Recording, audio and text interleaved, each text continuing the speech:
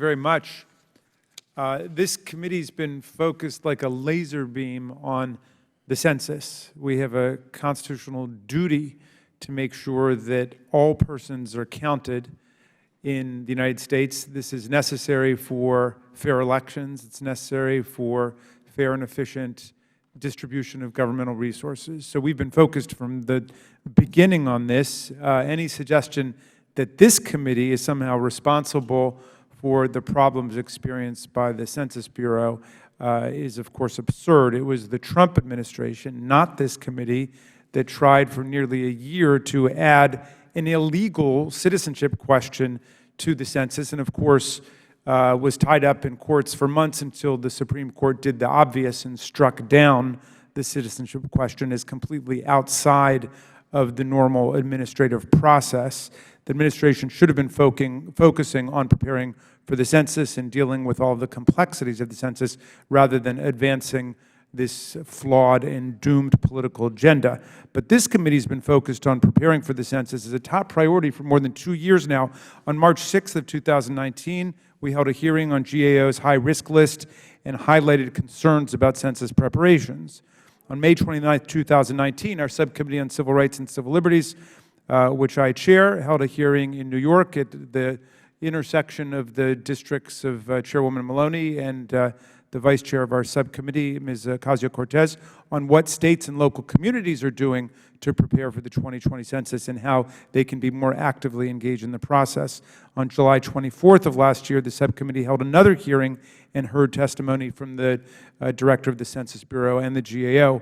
And on January 9th of this year, the committee held a hearing with the experts and advocates on the risk of an undercount and what we are doing to combat it. And on January 21st, we wrote a letter to the Census Bureau seeking documents on critical aspects of census planning, including hiring, technology, and planning for potential disasters. Our staff has held more than 20 briefings with the Bureau and the GAO during this Congress alone. So I'm proud of the work that this committee has been doing to ensure that the 2020 census is a success. I'm proud that we helped to overcome the administration's outrageous attempts to sabotage the census with its illegal citizenship question that was struck down by the United States Supreme Court.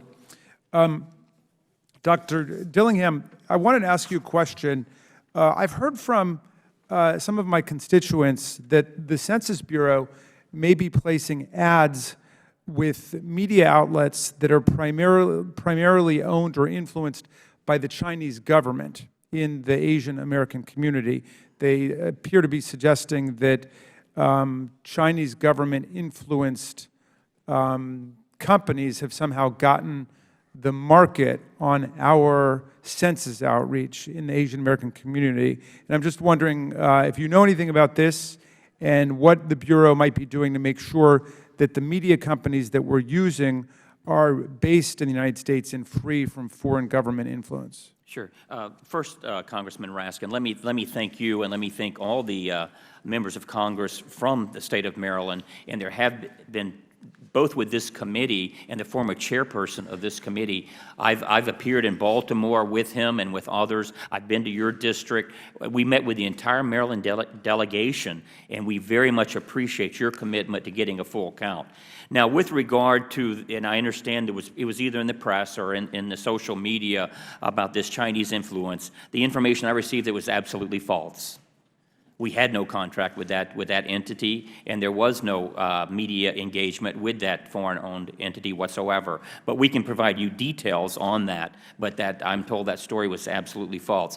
But to the larger question of our media campaign, this is, in fact, the largest media campaign ever for the decennial census. And it is very important that we get it right. The commercials, we had 2 this morning, and I think they captured some attention from some of the people in the room, but we have dozens upon dozens of advertisements. We have contracts with all sorts of firms that reach the hard-to-count communities and reach the diverse communities, and we're very proud, and we have very specifically tailored advertising, even in certain languages that reach those communities. But I noticed when we went to your community, for example, you have a very diverse community. You have an area, if I could use the term, is called Korean Corner.